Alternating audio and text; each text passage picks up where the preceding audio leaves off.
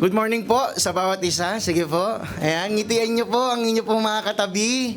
Nasa likod, nasa harapan, nasa kanan, kaliwa. Ngitian nyo po at batiin po ng Happy Lord's Day. Ayan. Happy Lord's Day. Papasok na po ang tinatawag po natin sa dati nating nakagis ng pananampalataya na Semana Santa po, di ba? Holy Week. Ngayon po ay Palm Sunday. And ang ating pong pag-uusapan ay entitled, We Will Not Stop. Sabihin nyo nga po, We Will Not Stop. 1, 2, 3, go! We will not stop. Wow, lakas po Gising pa po, gising. Mamaya po, baka sa kalagitnaan po pagka nagsabi po ako. Sabi po dito, standing firm when faith is pressured. Nung nakarang linggo po, sino pong nakakatanda nung ating pong pinag-aralan? Sino pong may notes dyan at nakakatanda ng ating pong pinag-aralan? Nagsisimula po sa letter F, yung ating topic. Faith under fire. Sino po nagsabi po nun? Ayun po. Thank you so much po. May kinalaman pa rin po yung faith natin from Acts chapter 4 verse 1 to 10. Konektado pa rin po siya sa verse 11 hanggang 22. Ngayon, sabi po dito, when faith is pressure. The big idea, sabi po dito, pressure makes us pause, but grace makes us persevere. Kapag tayo po ay nakakaranas ng pagsubok, at alam ko po lahat po tayo ay nakakaranas ng pagsubok, ano po ang una po nating reaction or response sa pressure? Isipin nyo na lang po sa inyong mga sarili. Ikaw bilang isang tatay, nanay, magulang, bilang isang anak, kapatid, kaibigan, ano ang una mong nagiging tugon kapag may pressure na nangyayari sa buhay mo? Kunyari po may pressure sa office, sa trabaho, pag may pressure, tama? Anong unang tugon ng puso mo? Kapag may pressure sa school, mag-e-exam na naman, marami na namang projects, marami na namang kailangan gawin. Ano ang una mong tugon? Sa business, kapag ka medyo nag-aano po yung business, medyo na nagki-critical, nagsi-shake, di ba? Ano pong unang response mo pag nape-pressure ka? Praise God po kung nagpe-pray, di ba? Nung nakaraan, sabi po natin, pressure, di ba? Pero makikita po natin, sometimes pressure makes us pause. Kapag ka ikaw ay nakakaramdam o nakakaranas sa pagsubok, minsan nagiging dahilan niya ng paglayo po natin sa Panginoon. Tama po ba? Marami tayong mga kapatid sa pananampalataya o mga Kristiyano na nakita na kung saan nagkaroon ng problema, dun pa lumayo sa ating Panginoon. Dun pa naglaylo. May mga taong tumigil mag-pray, tumigil magtiwala, at tumigil manindigan. Sa Pilipinas po, sa atin po, normal po ang pressure. Lalo na po pagka sa mga katrabaho po dito. Minsan talaga pagka sa isang company, pagalingan po yan, di ba? O kaya naman kapag kayong boss mo ay talagang terror. Talagang pag nakita mo pa lang, pinagpapawisan ka na ng malamig po at malagkit May mga ganyang klaseng pressure po Kaya po, ang nangyayari ay tumatahimik po tayo. Sabi dito, bakit tayo tumitigil? Madalas hindi tayo natatalo dahil mali tayo, kundi dahil tumigil tayo. At dito po sa Acts chapter 4, may dalawang tao na hindi pumayag manahimik. Sila po ay nasa kataas-taas ng kapulungan ng buong Israel, the Sanhedrin. Kumbaga sa atin, sabihin natin, the highest court, the Supreme Court. Nandun po silang dalawa. At ang description po sa kanila ay common men. Uneducated men. Yun po ang description sa kanila ng Acts. Pero hindi po sila tumigil. They didn't stop. At kahit pinagbawalan sila, ang sabi lang po nila, hindi po silang titigil. Ngayon, ano po ang nangyari? Let's see the background. Ulitin po natin. Acts chapter 3, meron pong, lame man. O, lumpo na po pagka silang pa lang. At ito pong lumpong ito ay pinagaling ni Pedro at ni Juan sa pamamagitan po ng kapangyarihan nino po ng ating Panginoong Jesus. Yung lame man, nagtatatalon, nagsisigaw, praise the Lord, hallelujah. Dahil siya po ay gumaling na at nalaman po natin sa Acts chapter 4 ay nasa 40 years old na po pala siya. Pero dito po, nung nakita po yon nung mga kinauukulan, pinatawag po yung dalawa at iniharap po sa Sanhedrin, sa mga authorities. Question po sila. Ayan po ang nangyari. At delikado po yung kanilang sitwasyon.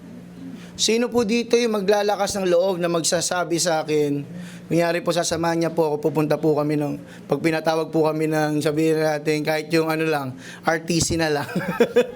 Kahit hindi na Supreme Court, di ba?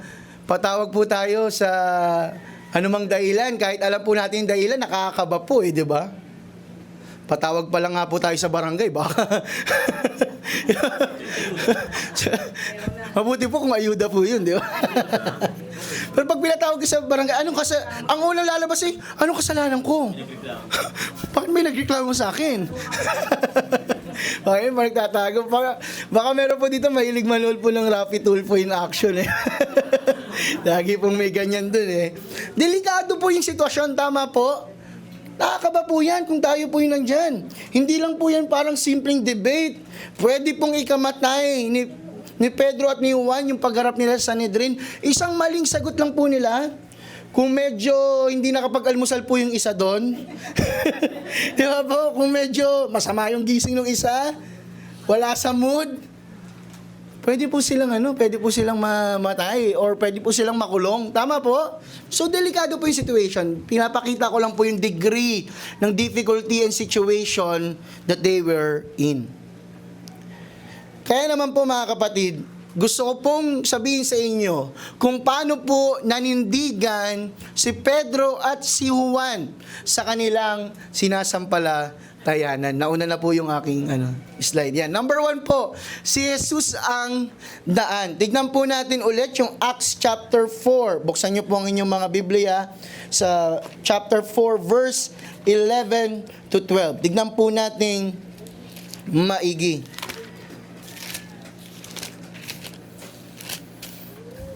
Sabi po dito, ang Jesus na ito, this Jesus, ang batong itinakwil ninyong mga tagapagtayo ng bahay, ang siyang naging batong panulukan. Sa English po, chief cornerstone.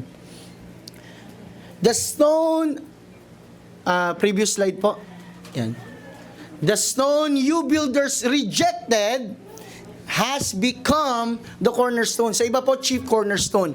At kung makikita nyo po sa image po dito, yung batong panulukan sa Tagalog or chief cornerstone, talagang bloke po siya na bato na kung saan inilalagay doon sa pinakakanto nung itatayong bahay during the ancient times. At yung bato pong iyan, sabi po dito, in ancient architecture, ang una pong nilalatag na bato ay yung tinatawag na cornerstone. And it determined the position, siya yung magde-determine ng position ng mga susunod na maliliit na bato. And the alignment at yung strength ng buong entire structure. Sa kanya nakabase yung lakas, yung pagkapantay ng mga bato at yung tibay ng mga batong susunod sa kanya. Kaya po tinawag siyang cornerstone. Nung nakita po at narinig ng buong madla yung sinabi ni Pedro at ni Juan na ito ay batong panulukan na itinakwil nyo, naiintindihan po nila yung ibig sabihin ng batong panulukan, ng chief cornerstone. Ano po yung purpose niyan? Stability. It carried much of the foundation's weight. Sa kanya nakakalang lahat ng bigat noong buong structure. At sometimes po, or most of the time, dyan po sa cornerstone nilalagay yung pangalan ng nagtayo. Kunyari po, ako ang nagtayo, engineer. Engineer Eman, nakalagay po dyan. Nilalagay po yung pangalan nung nagtayo, nung buong bahay during their time. At yung date. And it symbolized ownership and purpose. Kaya po nung sinabi ni Pedro at ni Juan na ang ating Panginoong Hesus ay ang batong panulukan or the chief cornerstone, naintindihan po ng mga Sanhedrin po yun. Parang sinasabi po nila na si Jesus ang pundasyon ng kung sino po sila. At ganoon din po sa atin mga kapatid. Kung mali, nakita nyo po yun nandito, kung mali ang cornerstone, mali ang buong structure. Pag mali yung pagkakalagay mo, pag mali yung alignment, mali na po yung buong structure. Kung hindi matibay yung cornerstone, babagsak, guguho po yung buong structure. Kaya foundational po na dapat quality yung inilalagay na cornerstone. At nung sinabi po nila na batong panulukan, the chief cornerstone, parang sinasabi rin po sa atin, sino po ang batong panulukan ng buhay po natin? Na kapag tinanggal po yung batong yon, guguho yung buhay po natin. And that should be Jesus. Amen? Pag sinabing cornerstone, that should be Jesus. Na kapag nawala yung cornerstone, guguho po yung buhay natin. Secondary na lang po sila labidabs, yung mga asawa nyo po, diba? Ang una po ang Panginoong Hesus. Labidabs po talaga, no? Kumbaga, sa atin po, diba? Hindi ko na kaya. Parang guguho ang buhay ko nung iwanan niya ako. Diba? Pero ang totoo po, dapat si Jesus yung ganun. Na parang guguho yung buhay po natin pag nawala ang ating Panginoong Hesus. Because He is the cornerstone. Pangalawa po, in verse 12, sinabi po, at ito po yung importante, kaya po yung kanta natin kanina, connected po yan pag nagpapakanta. One way po, di ba? Pati ano po, to the ends of the earth, di ba? Connected po yan sa ating topic. Sabi po dito, sa Kanya lamang matatagpuan ang kaligtasan, sapagkat walang ibang pangalan sa buong daigdig. Sabi po ng iba, sa silong ng langit, na ibinigay ng Diyos sa mga tao upang tayo ay maligtas. Walang ibang pangalan kundi si Jesus lamang. Ulitin ko po, walang ibang pangalan kundi si Jesus lamang. Pag may dinagdag, walang ibang pangalan kundi si Jesus lamang. Amen po? Walang dagdag, walang bawas. And there is salvation in no one else, no other name but Jesus. Amen po? Dapat ito po yung panghawakan po natin. Walang ibang daan sa langit kundi ang ating Panginoong Hesus lamang. John 14:6. I am the way, the truth, and the life. No one comes to the Father except through me. Ang Christianity po ay exclusive. In a sense, na si Jesus lamang po yung tamang daan. Wala pong iba't ibang klaseng way papunta sa Diyos. Si Jesus lamang po. It is forgiveness, the change of life, relationship with the Lord. Sa Bible po, lagi po natin sinasabi, ang name ay may dalawang katangian, yung identity and yung authority. Kaya mahalaga po yung name. Nung Bible study po namin, assignment po namin yan sa mga youth. Assignment namin, anong meaning ng pangalan mo? I-search nyo at ipaliwanag nyo sa akin next Bible study. Anong meaning ng pangalan nyo? Natanong nyo na po ba sa mga nanay at tatay nyo po kung anong meaning ng pangalan nyo po? O sino po dito nakakalam anong pong meaning ng pangalan niya? Kay Elder Rafael, madali Hindi, okay lang. Sabi ng daddy ko, ito pinakagwapong pangalan. Yun daw po yung pinagwapong pangalan, yung Rafael. Alam po ba natin yung meaning ng pangalan natin, mga kapatid? Sino po dito sa akin mapagsabi ng meaning ng pangalan niya? Jaira, provider po, no? God is our provider. Maganda po, alam po natin, at dapat po sa mga nagpaplano pong magkaanak, mga kapatid, magbigay tayo ng appropriate na pangalan para Judas po, pwede naman po. Pwede naman. Judah na lang po, Judah. Mga kapatid, the name above every other name is Jesus. Amen? The name in which we are saved is Jesus. We should appreciate that. At wag lang po natin basta gamitin yung pangalan ng Panginoon. Lagi po yan sa mga movie di ba? Lagi pong binabanggit yung pangalan ng Panginoon Jesus Christ. Na para pong parang common lang. But that name is above every other name. Pero ang Hollywood, ang ibang mga bansa, kung makapagsabi ng pangalan ng ating Panginoong Hesus ay parang curse word pa. Tama? Pag nanonood po kayo ng mga movies, parang pagka nagulat sila, yun po yung ginagamit po nila. Pwede po ay tipaklong na lang po yung gamitin. Wag na po yung pangalan ng Panginoong Hesus. Ay butike, di ba? Tayo mga ganyan eh. Wag na po yung pangalan ng Panginoong Hesus. Kasi yung pangalan yan, yung pangalan lang na kayang magligtas. Amen po? Wala nang iba pa. Sabi po dito, walang ibang paraan. Si Jesus lang ang may kapangyarihang magligtas. Hindi si Muhammad, hindi si Manalo, hindi si Joseph Smith, hindi ang kung ano man pong pangalan ang pwede pong magligtas sa atin. Hindi si Ellen White, sino pa po ba? Ang Panginoong Hesus lamang po. Kung hindi nyo po kilala yung mga binanggit ko, i-research nyo na lang po. Hindi ko na po i-explain na. Research nyo na lang po para may pag-aralan po kayo. Wala pong ibang paraan kundi ang ating Panginoong Hesus lamang. So ano pong ibig sabihin po nito sa atin? Number 1, kilalanin mo si Jesus.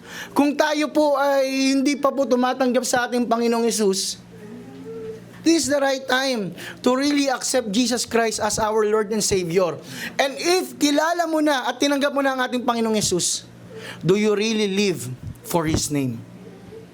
That's the question to us. Pangalawa, wag po nating ikahiya ang gospel. Dahil hindi po tayo ikinahiya ng ating Panginoong Hesus nung nandun po siya sa krus ng Kalbaryo. And let us stand for the truth. Pagkatapos po nating malaman ang katotohanan ito, si Jesus lang po ba ang daan para sa atin? I know that this is a subjective question.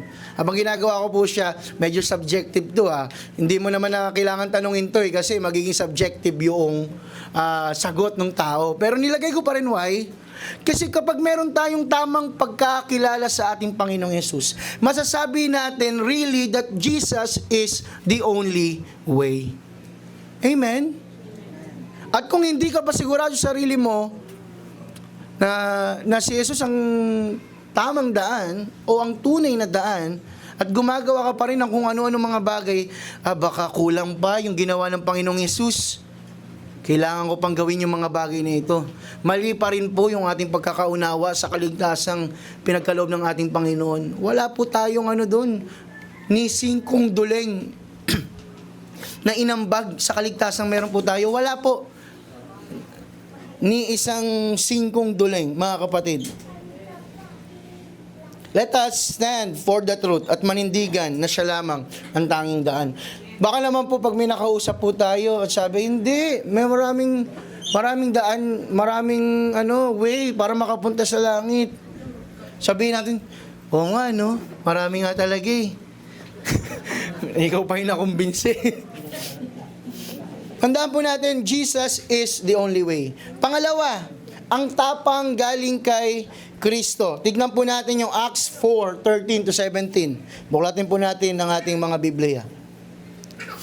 Nagtaka ang buong, ang ganda po sa Tagalog, kataas-taasang kapulungan ng mga Hudyo sa katapangang ipinakita ni na Pedro at Juan. Lalo na nang malaman nilang mga karaniwang tao lamang ang mga ito at hindi nakapag-aral. Nabatid nilang dating kasamaan ni Jesus ang mga ito. Na-amaze sila yung kataas-taas ang kapulungan or the Sanhedrin doon sa courage or katapangan ng dalawa. Because in the first place, ang tingin po ng Sanhedrin sa kanila, common men. Mga pangkaraniwang tao at mga taong hindi nakapag-aral. Pero bakit ganun yung kanilang karunungan? At ganun sila tumayo sa harapan ng mga taong iyon. Most of the men during that time may intimidate pagkaharap po yung buong kapulungan. Pero sila hindi po, they were not intimidated. They saw the boldness of Peter and John and they recognized that they had been with Jesus. Hindi po sila professionals in a sense na hindi naman po sila pariseyo, hindi naman po sila eskriba, hindi po sila pari o levita o nangangalaga sa templo. Sabihin na po natin na sila po ay hamak lang ng mga mangingisda.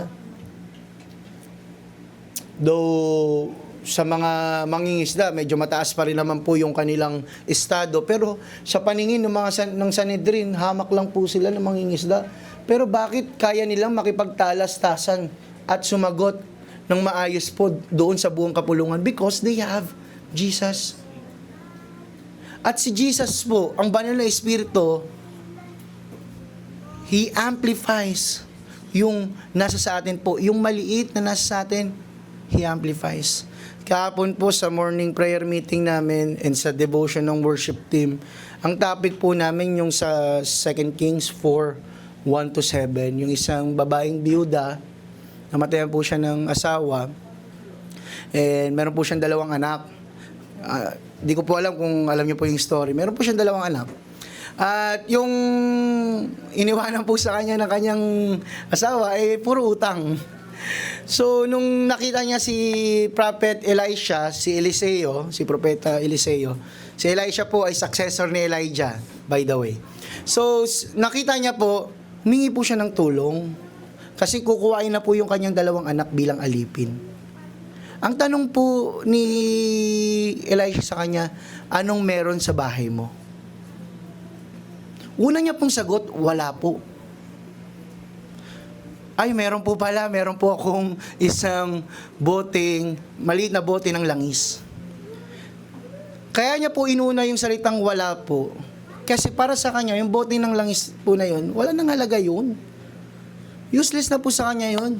Ang iniisip niya, yung 2 niyang anak magiging alipin. Dahil sa kanilang utang. Ano po ulit yung tanong ni Eliseo? Anong meron sa bahay ninyo? Ang ibinigay niya, maliit na bote ng langis. Ano pong sabi ni Eliseo? Manghiram ka ng mga tapayan. Sabi natin mga banga sa iyong mga kapitbahay. Nanghiram po. Yung magkulong kayo dun sa bahay nyo at hanggat may tapayan, hindi po nauubos yung langis dun sa maliit na bote po na yun. Hanggat may tapayan, hanggat may empty vessel, hindi po nauubos yung langis. Doon sa maliit na bote po na yun. Ano pong gusto kong sabihin sa atin? Sometimes, yung mga bagay na feeling natin maliit, that little courage that we have, that little faith that we have, yung parang mustard seed, yung parang maliit na buto ng mustasa, na pananampalataya, it can move mountains. It can fill empty jars and vessels. Amen po mga kapatid. Kaya, dun pa lang sa mga maliliit na faith, courage, ability, i-amplify po yun ng Panginoon. Amen? At kung ito pong 2 ito ay ginamit ng Panginoon, tayo rin po ay gagamitin niya for His kingdom and for His glory. Amen po? Ang tunay po na tapang ay hindi po yung pinipilit. Ito ay natural na bunga ng oras na ginugol kasama si Kristo. Kaya sila matapang because they know kung sino si Jesus sa buhay po nila, and they know that poprotektahan sila ng Panginoon, at kung hindi man, they are gladly to choose death because of Jesus. Amen? At sana ganun din po tayo. They have been with Jesus. Doon po nang galing yung kanilang tapang. Next slide po, verse 14. Sa Tagalog po, sabi, ngunit dahil kaharap nila ang taong pinagaling.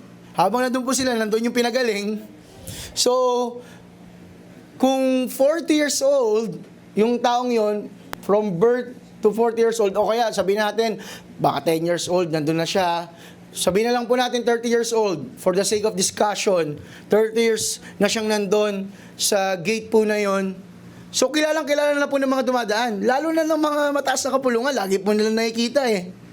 So, nung nakita po nila na gumaling nakalakad, it is really a miraculous event, mga kapatid. Kaya, nung nakita po nila na yung taong kaharap ay na pinagaling na nakatayo sa tabi ni na Pedro at Juan, wala silang masabi laban sa dalawa.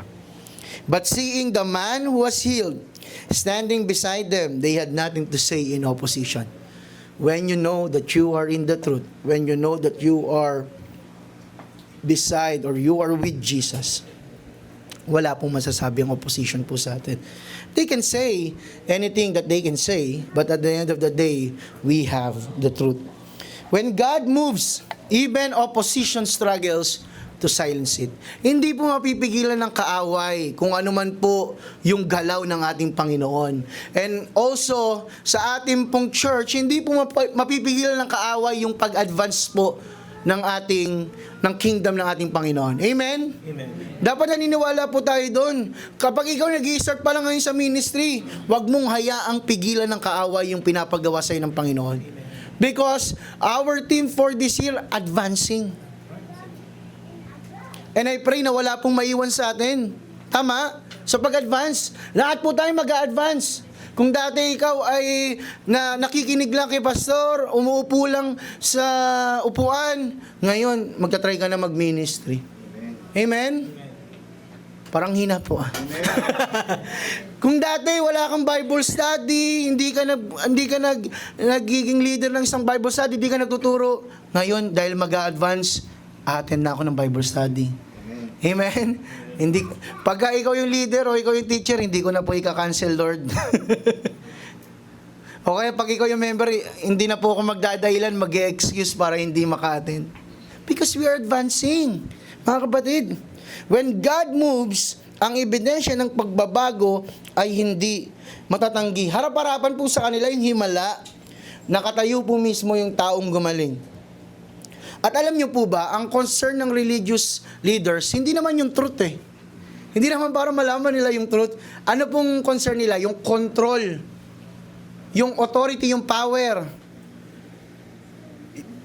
Gusto nilang pigilan yung pagkalat po nung nangyaring himala. Because, kapag kumalat po yun, syempre mababawasan po yung authority nila. Mababawasan po yung kapangyarihan po nila. So ano pong tinuturo po sa atin nito? Transformation through association. Nakita niyo po? Kapag lagi kang kay Jesus, laging natatransform po yung buhay po natin. Subukan niyo pong sumama sa mga wala pong ginawa kundi magchismisan. Hanapin niyo na po yun. Bago kayo matulog, ano kayang bagong bukas? Bagong spiel. Diba? Kapag sinubukan mong sumamas sa laging mga manginginom, hanapin na po ng katawan mo yung pag-inom.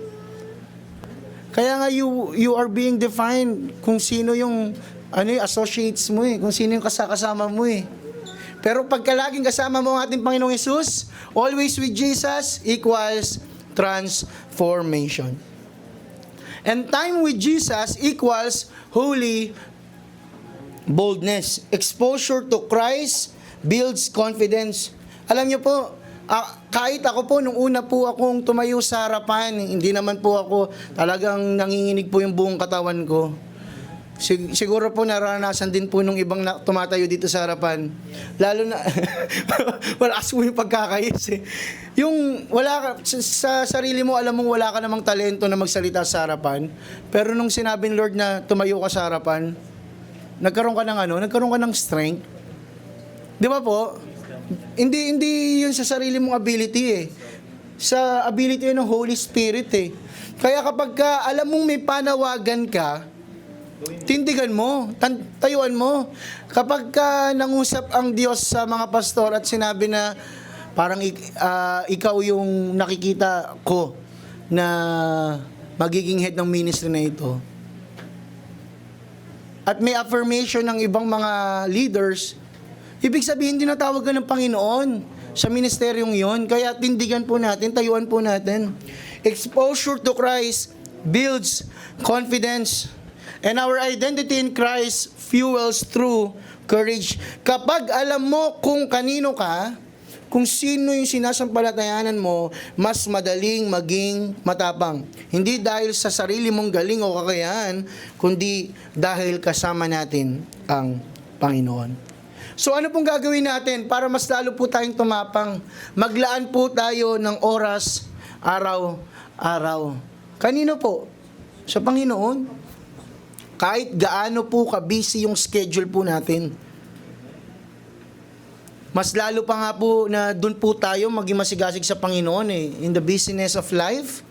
Doon po lalo tayong tumawag at lumapit sa Panginoon because mas nakikita ng Panginoon yung desire po natin. Even in those toughest times, busy schedule ng buhay po natin, makikita at na-appreciate po yan ng ating Panginoon. At ito yung pangalawa, yung sumunod. Naglaan ka ng oras, pero hindi naman nagiging consistent. Minsan 2 minutes lang, 3 minutes. Minsan, pinagsasabay mo pa sa ibang gawain. Protect your time with God. Pag time nyo ni Lord, time nyo lang ni Lord. Tama po? Kahit pa, kung kayong dalawa lang, kahit pa yung, kung may asawa man po kayo, kahit pa yung asawa nyo po. O kaya kung kayong dalawa po, pwede. Pero, ang kailangan po, protect your time with God. Dapat po walang kaagaw si Lord. Pag time ni Lord, time ni Lord. Amen? At hayaan na siya or siyang magbago sa iyo. Ang presensya niya ay magbibigay sa atin ng lakas ng loob. At ito po ang tanong sa atin for reflection.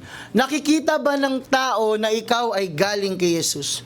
Pag tinignan ka po ba ng inyong asawang nakikita niya si Jesus? O hindi po yung isa. O sa mga magkakapatid po dyan. Ang nakikita po ba, wag po kayong tumingin sa asawa nyo, nahalata po eh. Dapat po sinasabi, Lovey Dubs, parang mas nagiging kamukha mo si Jesus ngayon ah.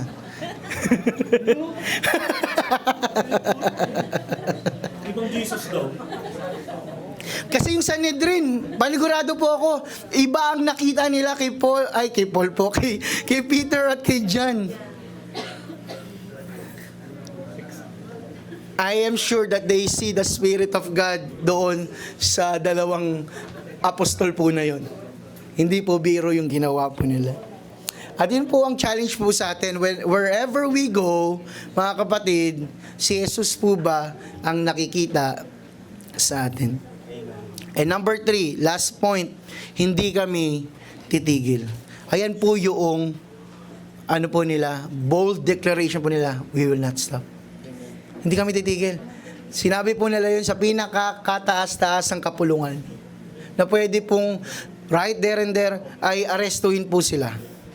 Ipakulong po sila. Pero sinabi nila hindi kami titigil. Tignan po natin. Verse 18 to 20. Kaya't muli nilang ipinatawag sina Pedro at pinagsabihang, ano pong sinabi? Huwag nang magsalita o magturo pang muli sa pangalan ni Jesus. Ito po isa sa mga memory verse po namin sa seminary. Subalit sumagot sina Pedro at Juan, kayo na ang humatol kung alin ang tama sa paningin ng Diyos, ang sumunod sa inyo o ang sumunod sa Diyos.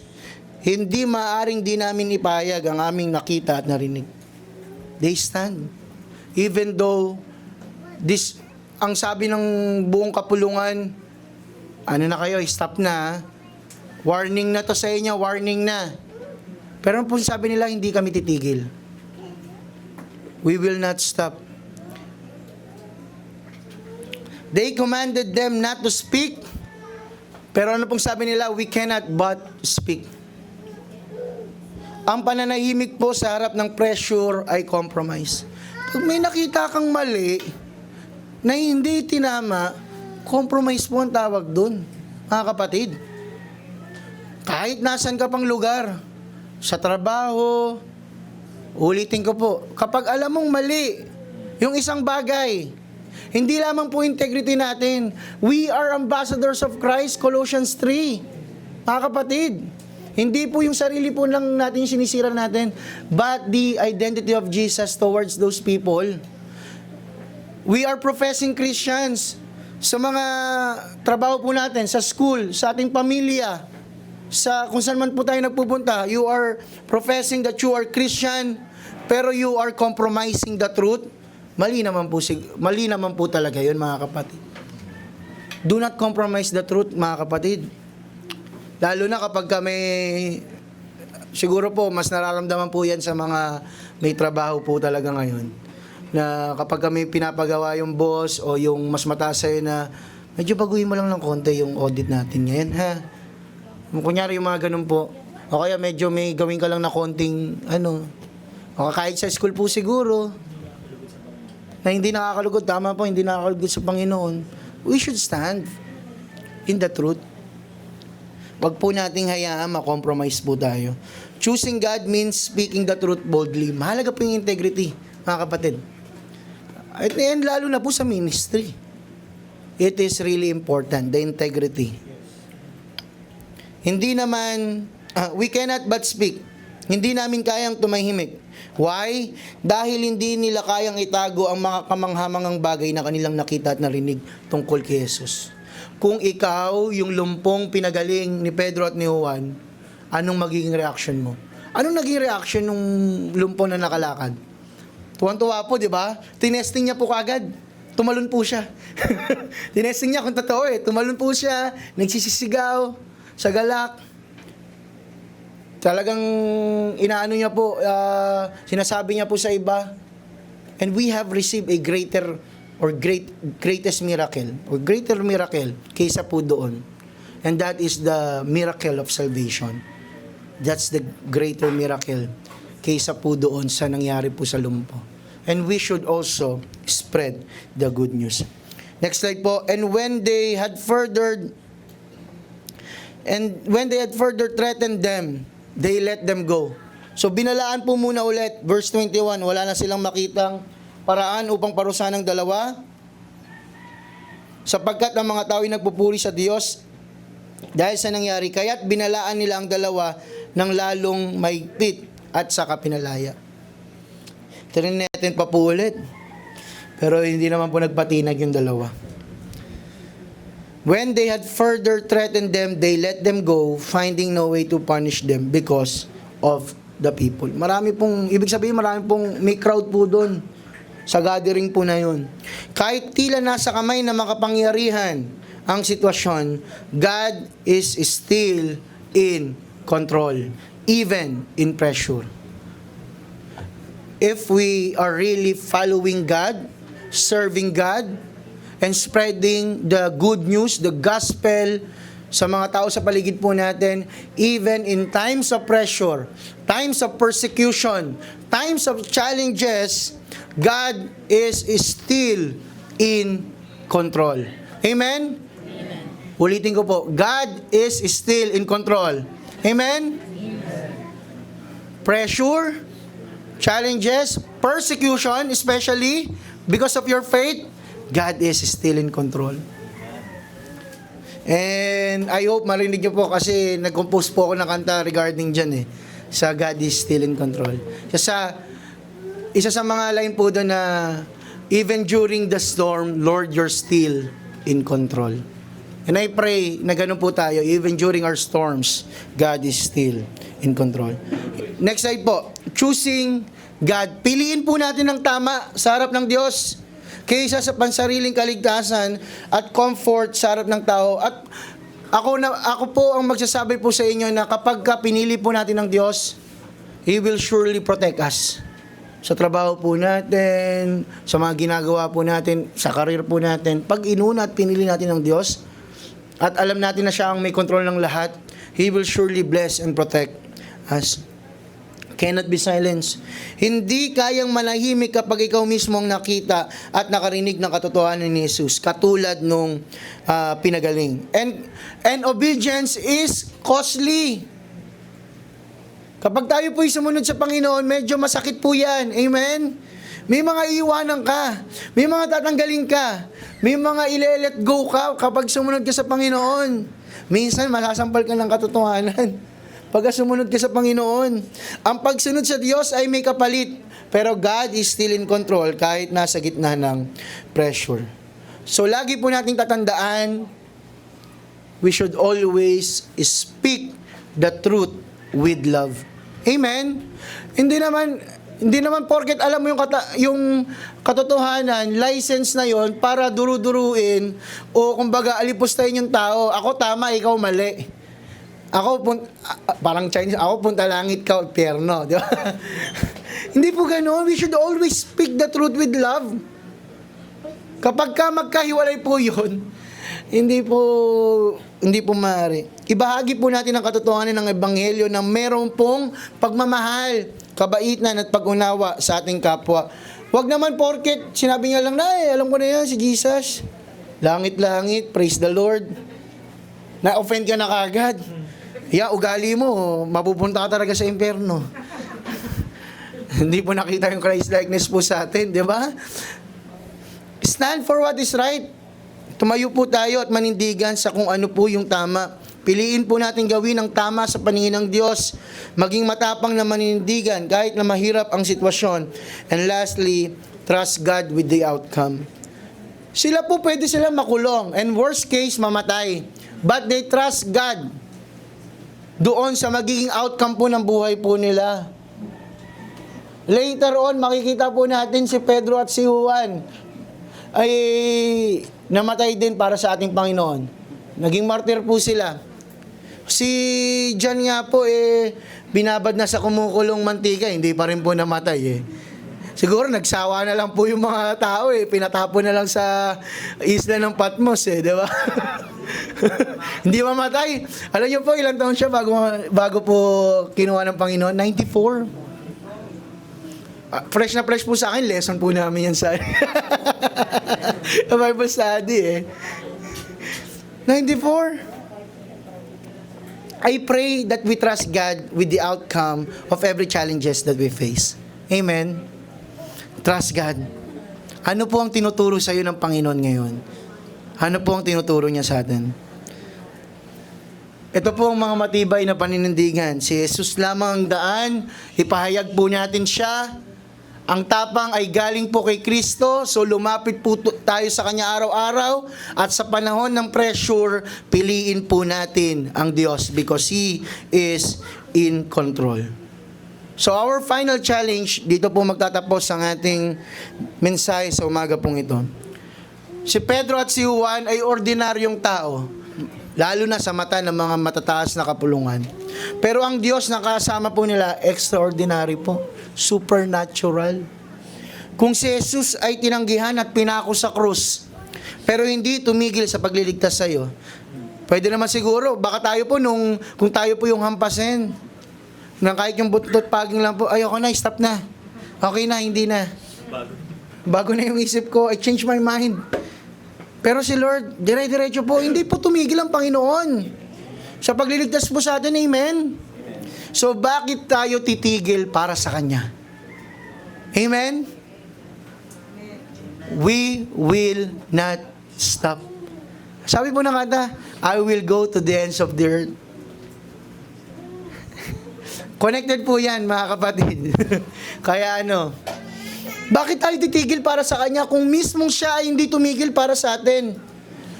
Anong klaseng pagsubok ang pwede pong magpatigil sa atin sa pananampalataya sa Panginoon? I pray na wala po.